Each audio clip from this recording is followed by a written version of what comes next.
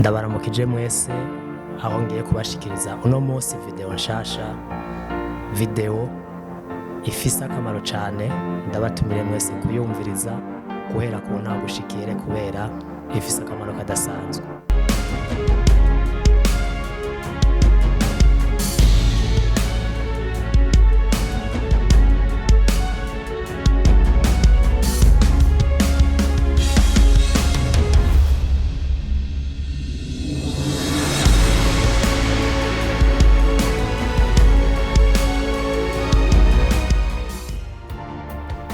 Ndabahaye kaze rero kuri ino shene yanje, shene Apo Business. Intumbero y'ino shene ni gutera intege umuntu wese afise icari karakora, canke umuntu avuga ati ndashaka gukora umugambi kanaka, tugaheza tugafashanya nkabereka ukuntu ushobora kuronka ayo mahera ugakora umugambi wawe kanaka bikakugendera neza, ubuzima bwawe bugahinduka. Kuri uyu munsi ngiye kubashikiriza, ngiye kubabwira amakosa 8 utokora nimba ushaka yuko ubuzima bwawe bugenda neza, les 8 erreurs à ne pas faire pour réussir dans la vie. Kaze cyane.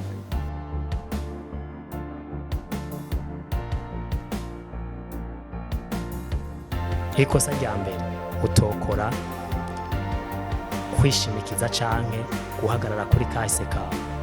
Uze wirinde guhagarara kuri kahise kawe, kufatira ku byaranze kahise kiwawe, kuvuga uti ko jewe navukiye aha, ko mu muryango wacu twari tumeze uku, nzohava ataco nshikako. Ivyo bintu vya kahise kawe ukabifatanya n'ubuzima bwawe bw'uno munsi, bigatuma biguma bikubera intambamyi, iterambere ryawe ntigihute, rigafata umwanya munini canke ntunarishikeko. Ukaba ushaka gutera imbere, ukaba ushaka ko ubuzima bwawe buhinduka, uzogerageze uko bishoboka kose uvavana na kahise kawe, kuko nimba araranzwe na kahise kabi, nimba wavukiye umuryango ukenye, nimba wavukiye ahantu hatameze neza, mu bantu atabagwiza atunga bahari, mu muryango ubayabaye, ntibisigura ko ataje uzoshikako. Uzoshika ku kintu kandi gikomeye, nubwo umuryango wawe udateye imbere cyane. Ntuzohagarare n'umunsi n'umwe kuri kahise ngo uze kugasanisha, uze kukaroresha ku buzima bwawe bw'uno munsi. Ntuzohagarare n'umunsi n'umwe kuri kahise kiwawe.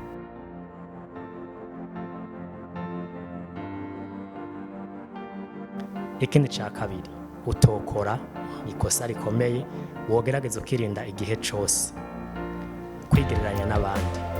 Kuraba uti jewe meze ukuno munsi, ugacuraba naka kumure naka ariko aratera imbere, nawe umenga ntibiriko biragenda neza, ugacubona ko wewe vyanse, wewe atakiriko kiraza. Ugerageze wirinde igihe cyose, ntuzegereranye n'umuntu n'umwe. Menya yuko wewe ari uri muntu n'intambara yawe uri umwe. Ugerageze ntuzabigere wigereranya na naka, eviter se comparer aux autres. Kora wewe nyene uri umwe, ntayo muri ko murahiganwa. Gerageza upange intumbero ziwawe, ushiremo inguvu, utaravye umuntu n'umwe, nta muntu n'umwe muri mwihiganwa. Iryo kosa ryo kwigereranya n'abandi uzogerageza ugirinde, ntuzorikore.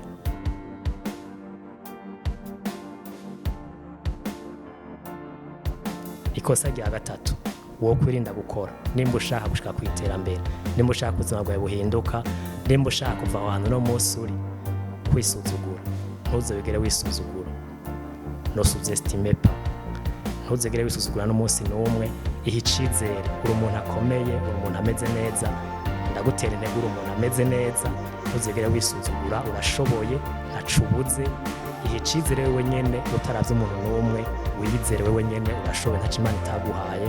Ugerageze ukore, byose birashoboka, nta kizokunanira. Rero ntuzogerageze n'umunsi n'umwe kwisuzugura, kwiyumvira ati jewe ntaco nshoboye, numva umenga ibi banaka no bobishobora, jewe ntavyo noshobora. Ntuzohigere ukora iryo kosa n'umunsi n'umwe. Ugerageze ugirinde, ntuzo wisuzugure, kuko kwisuzugura bituma wumva ko ubona kumenga wewe ntaco woshikako, umuntu abayabaye. Ariko nkubwiye ko umuntu akomeye, uzoshika ku bintu bitangaje. Ntuzohigere n'umunsi n'umwe wisuzugura.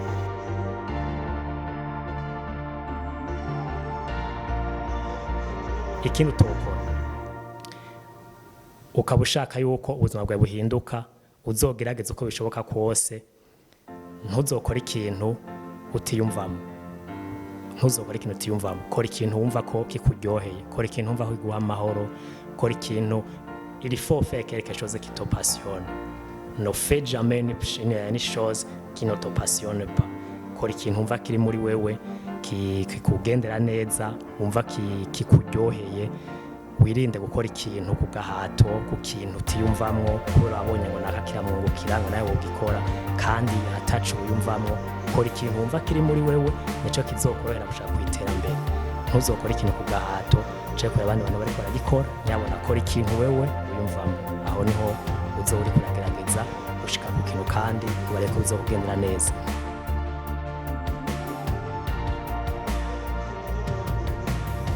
Ikindi kintu utokora mu buzima kigira gatanu, ikintu utokora na rimwe wogerageza ukirinda mu buzima bwawe. Ntuzokora ikintu kugira ngo abandi bantu bakubone neza. Il ne faut pas faire quelque chose pour impressionner les autres. Kora ikintu wamaze kubona neza yuko kigufitiye akamaro. Ntuzokora ikintu ngo kugira ngo ushimishe abantu, kugira ngo wereke abantu yuko ushoboye.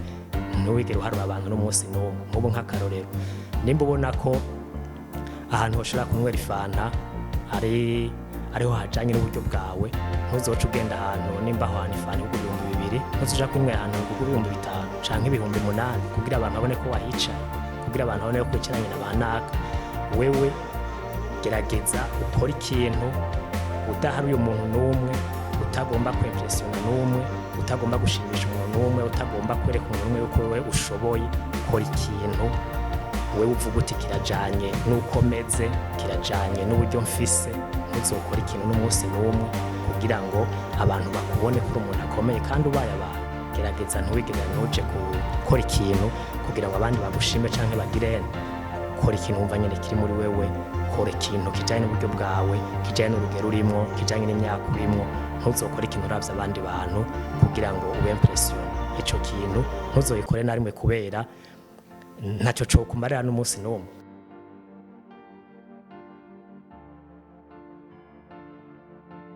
Ikigira gatandatu, wogerageza ugakora ukirinda mu buzima bwawe ne pas faire de sacrifice,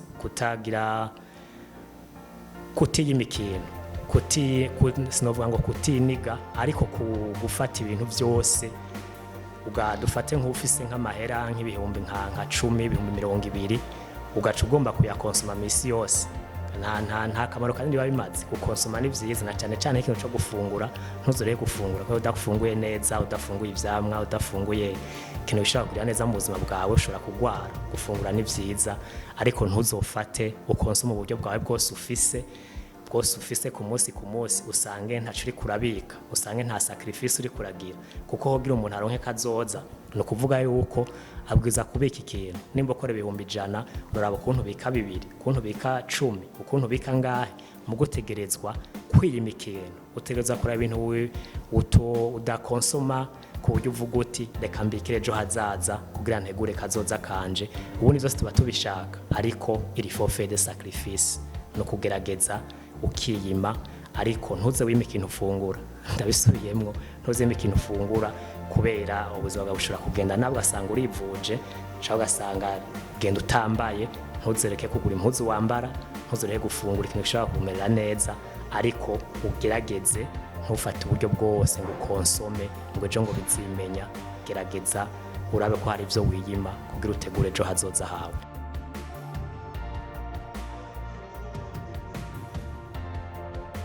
Ikindi kintu mu buzima bwawe utokora, kutagira intumbero. Ugasanga wewe nta ntumbero ufise, ugasanga wo kubaza ati none wewe muri uno mwaka, muri amezi 2 uri kukorera kuki, niki kuri kurakorera ko ushaka gushika kuki, ngo je ngo nta na kimwe, ngo nduko nyene ngo ndicaye. Nivyo birashoboka, ibintu byose bidusaba uburyo, ariko gerageza utegura ubuzima bwawe ni gute woshika ku kintu. Ntuzobe utagira ikintu na kimwe utegekanye, atane cyo wiyumvira. Urashobora kuvuga uti amahera ukaboneka umwanya wari wo wose, ushobora kuronka n'umuntu yo guha n'umutahe, ariko ufise ikintumbero mutwe wocu ukora. Kuko urasanga umuntu atagira ikintu na kimwe, avuga ati nubwo bo muho mutahe, ugasanga nta kintu yo ukoresha, nta kintu yo hava shikako. Ugasanga uwo muntu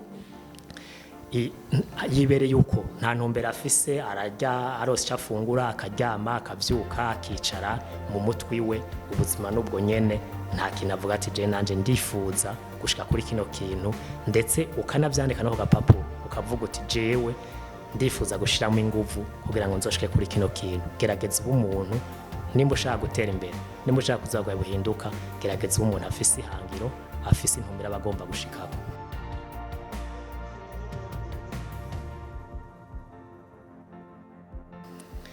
Icanyuma arico c'8 nshaka kukubwira, wogerageza ugakorerako nimba ushaka kugira akazoza keza, uze wirinde kutabaho ubuzima bwawe, kuko hari abantu bigaragara ugasanga umuntu abaye mu buzima atari bwiwe.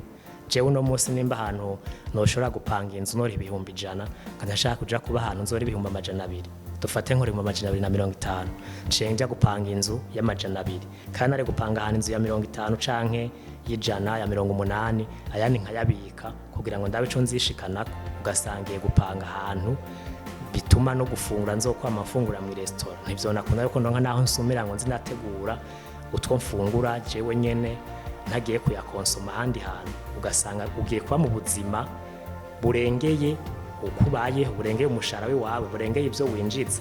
Ugasanga ubaye mu buzima atari gwawe kubera abagenzi bawe ufise nk'akarorero, caye kubera abandi bantu bakubarira ngo yaye ngo aho ntiwohaba, ngo genda ube hariya, ngo aha ntiwafungura, genda ufungure hariya. Ndakubariye kandi ndagukunda, gerageza ubeho ubuzima bw'iwawe. Fungura aho ubona ko mukuranye kufungura, genda ufata agafanta abona bibereye ko ufata agafanta, genda upanga ahantu aho ubona ko bibereye ko uhapanga ukabishobora, hama ugategura akazoza kawe. Ndabashimiye cyane. Nimba ugomba gutera imbere, ayo makosa 8 meje kukubarira ntuzoyakore, uzoyirinde, hanyuma ndakwizeje neza ko ubuzima bwawe buzohinduka bukagenda neza, ugasanga nawe umeze nk'abo bandi bose usanzwe ubona ko bateye imbere, ugasanga nawe ubuzima burahindutse. Ndabashimiye cyane kubana nanje, naho butaha mugerageze nimwibagire kufyonda kuri sabone, naco bisaba ni ku buntu, ariko biratuma chaîne igira itera imbere, biratuma chaîne ikura, ni kunshigikira. Ndabakunda muri abanje, murakoze cyane, tuzosubira.